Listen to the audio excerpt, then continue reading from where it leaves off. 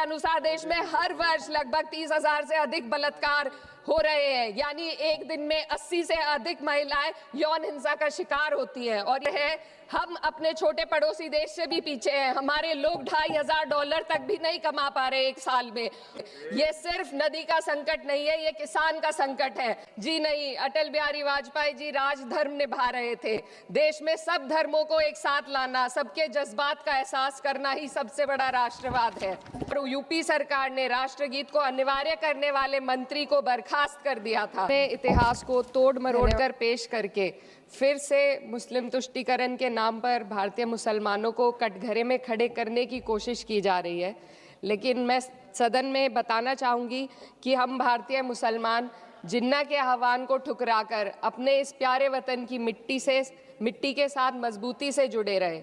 हमने महात्मा गांधी, बाबा साहब डॉक्टर भीमराव अंबेडकर, रविंद्रनाथ टैगोर जी, सुभाष चंद्र बोस जी, मौलाना अबुल कलाम आज़ाद, अशफाक उल्लाह खां साहब के विचारों को अपनाया। हम भारतीय मुसलमान इंडियंस बाय चॉइस हैं, बाय चांस नहीं। वंदे मातरम के किन छंदों को राष्ट्रगीत के तौर पर अपनाया जाए, यह फैसला सर रविंद्रनाथ टैगोर और सुभाष चंद्र बोस जी जैसे नेताओं के परामर्श के बाद हुआ। क्या अब हम उन महान नायकों की समझ पर प्रश्न चिन्ह उठाएंगे? उन्हें देश को बांटने वाला और तुष्टीकरण करने वाला कहने का पाप करेंगे?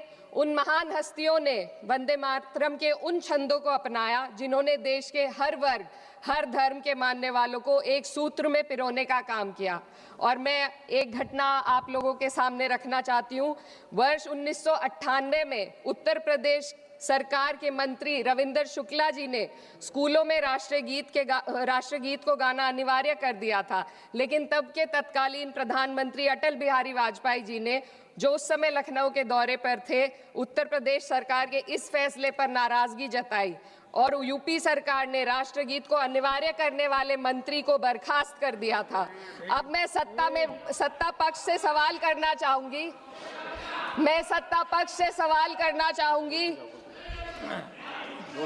बोलने दीजिए। मैं सत्ता पक्ष से सवाल करना चाहूंगी कि जो विजन आजादी के समय के लोगों का था, राष्ट्रगीत को स्वेच्छा पर छोड़ने का, उसी का अनुसरण माननीय अटल बिहारी वाजपेयी जी ने किया, तो क्या वे भी मुस्लिम तुष्टीकरण कर रहे थे? जी नहीं, अटल बिहारी वाजपेयी जी राजधर्म निभा रहे थे।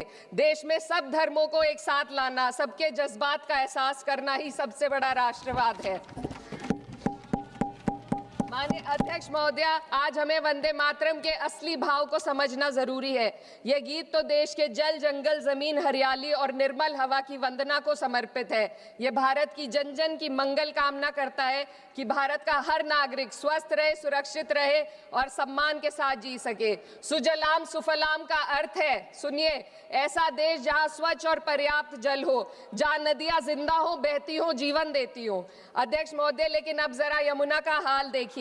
दिल्ली प्रदूषण नियंत्रण समिति की 2025 की रिपोर्ट बताती है कि यमुना के कई हिस्सों में बीओडी स्तर 127 mg पर लीटर है तक पहुंच चुका है, जबकि किसी जीवित नदी के लिए ये 3 mg पर लीटर से कम होना चाहिए। ये सिर्फ नदी का संकट नहीं है, ये किसान का संकट है। नमामि गंगे के नाम पर हजारों करोड़ रुपए खर्च हो गए, लेकिन सच्चाई ये है कि आज भी गंगा और यमुना के किनारे किसान मजबूरी में उसी जहरीली पानी से खेती कर रहा है। वही जहर अनाज में उतरता है और वही जहर किसान की जिंदगी को धीरे धीरे खत्म कर देता है। अध्यक्ष महोदय, जब पानी जहर हो जाएगा तो सुजलाम कैसे होगा? जब किसान बर्बाद होगा तो सुफलाम कैसे होगा?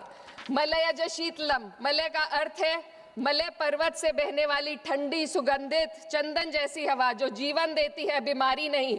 आज मैं इस सदन से पूछना चाहती हूँ, क्या आज के भारत की हवा मलयज शीतलम है?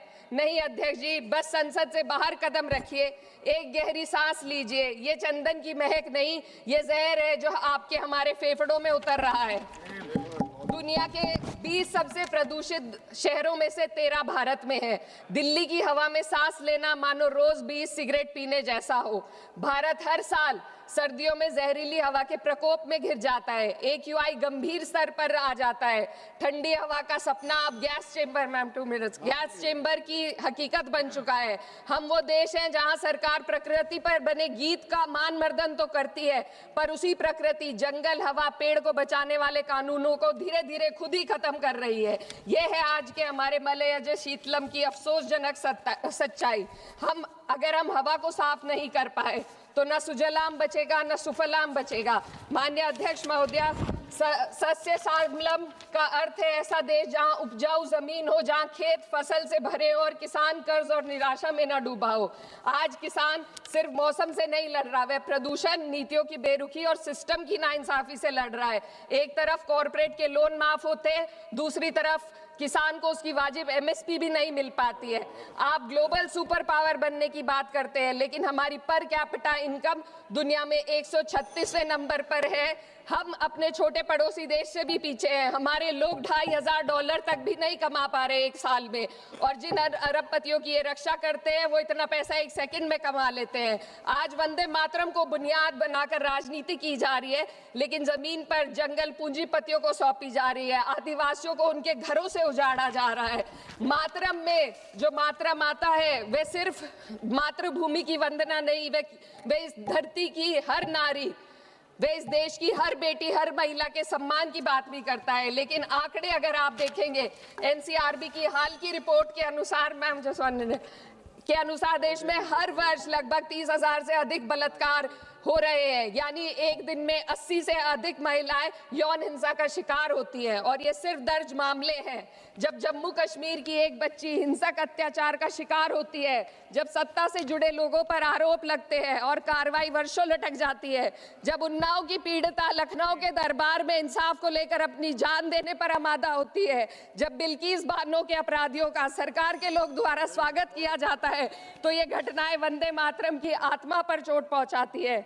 मैं अध्यक्ष महोदया बस यही कहना चाहती हूँ अपनी बात को अंत में रखते हुए कि वंदे मातरम सिर्फ अतीत की ललकार नहीं, ये वर्तमान की जिम्मेदारी है। ये आत्म मंथन की घड़ी है। यही समय है कि हम वंदे मातरम को सिर्फ नारा नहीं, नीति और जिम्मेदारी बनाए। और अपने जज्बात को मैं आलमा इकबाल साहब के तराना हिंद के साथ इस सदन में रखना चाहती हूँ कि सारे जहां से अच्छा हिंदुस्तान हमारा, हम बुलबुले हैं इसके, ये गुलसिता हमारा, मजहब नहीं सिखाता आपस में बैर रखना, हिंदी है हम, वतन है हिंदुस्तान हमारा। श्रीमती लवली आनंद।